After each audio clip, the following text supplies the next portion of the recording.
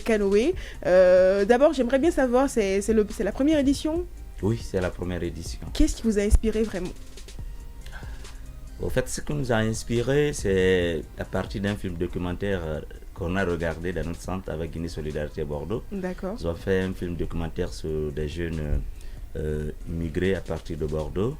Et puisque nous, on a beaucoup de jeunes, ils sont recrutés un peu partout. C'est des jeunes, certains viennent de la rue, d'autres en prison et d'autres dans les centres d'orphelinat. Donc on se dit qu'ils sont beaucoup plus exposés à ce phénomène.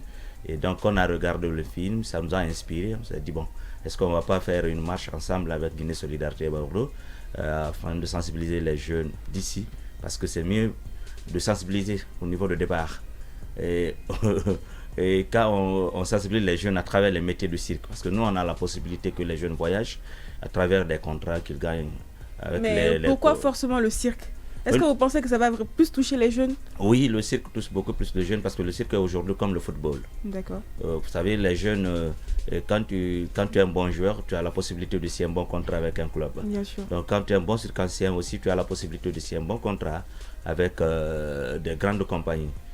Et voilà. Sachant que pour compléter, même si je ne suis pas spécialiste de cirque, c'est aussi quand même, le cirque est très expressif, donc ça va faire passer des émotions assez fortes. Un message facilement. Est-ce que Amadou aussi... Parce que c'est un condensé de tout, on a du théâtre dedans. Voilà. C'est ça, c'est ce que j'allais dire. Ça complète le cirque par aussi un théâtre forum, qui a une particularité quand même, qui fait participer le public. Et donc je crois que c'est aussi cet ensemble-là qui fait que on pense que le message passe aussi mieux par ça. Alors, Monsieur Diallo, vous êtes aujourd'hui dans ce projet et vous déroulez le projet en Guinée. Et vous êtes parti dans plusieurs villes de Guinée. Il y a aussi peut-être des étapes qui restent.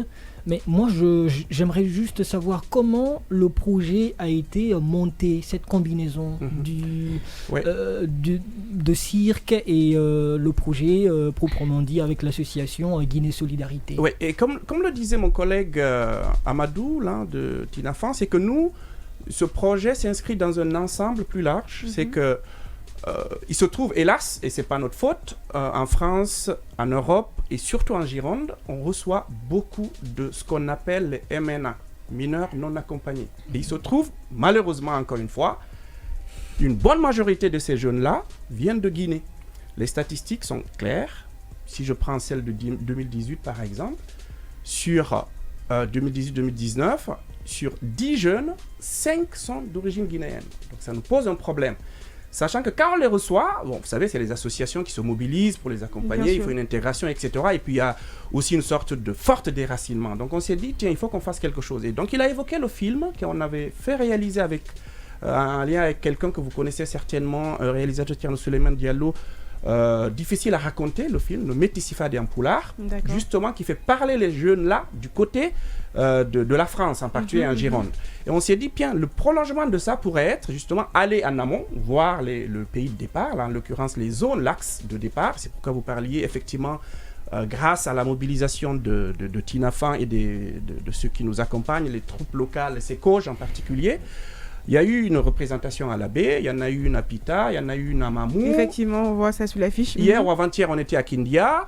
Et aujourd'hui, ça va être ici, à Matoto, à Dabondi.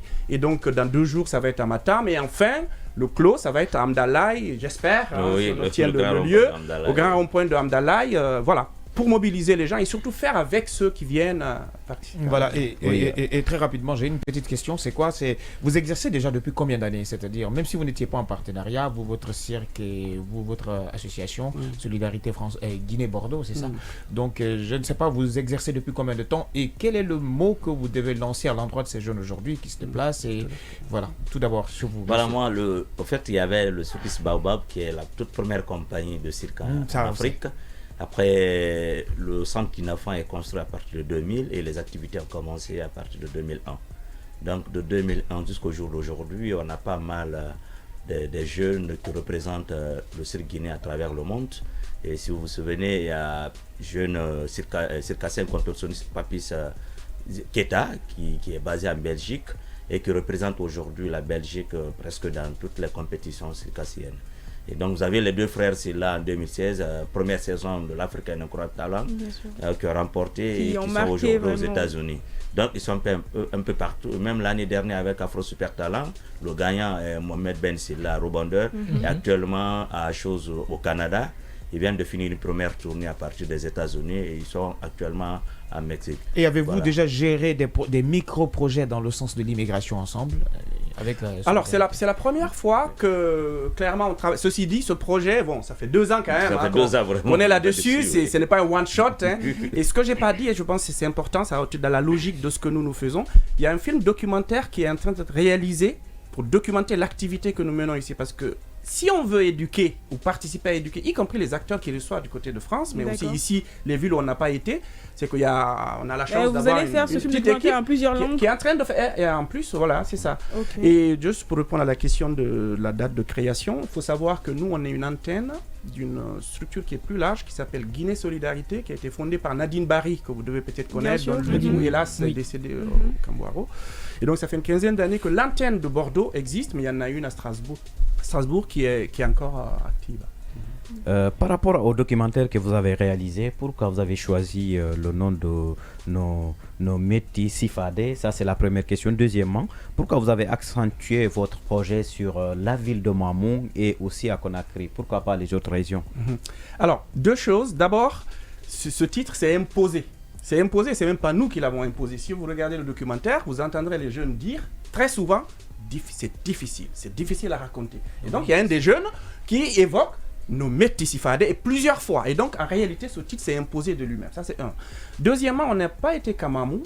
On a été aussi, comme on évoquait l'Abbé, on a été à Pita. En fait, on a considéré un axe majeur. Et puis, il ne faut pas oublier aussi dans les statistiques, hélas, Mamou est le centre névralgique de l'immigration c'était ma question. À partir de Guinée. Alors, une dernière question. Pour finir, comment vous passez les messages à travers des prestations, soit du théâtre, soit avec des acrobates, soit avec, je ne sais, autre chose? Comment vous passez le message? Je laisse...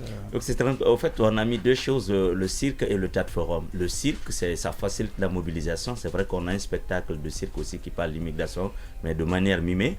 Mais le théâtre forum, ça donne la parole parce que nous, on s'est dit, on n'est pas donneur de leçons, ne voyagez pas, mais il faut donner la possibilité à ceux qui sont dans ce phénomène, qui s'expliquent aussi.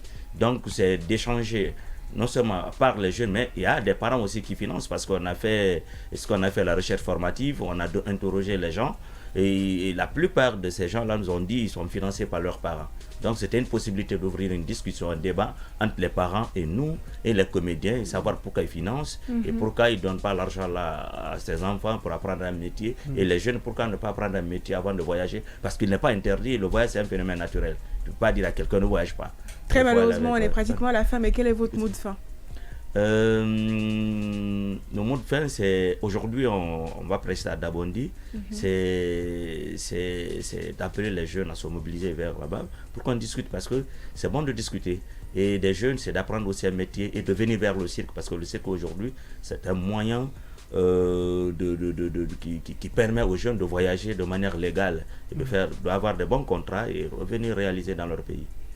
2 choses. Première chose, c'est que tout ce que nous faisons là n'aura de sens que quand, clairement, la puissance publique met quelque chose en œuvre pour que notre discours soit cohérent. C'est-à-dire, quand on dit aux gens, vous savez, c'est difficile, etc., rester chez vous, eh bien, il faudrait qu'on leur offre la possibilité de rester. Première chose.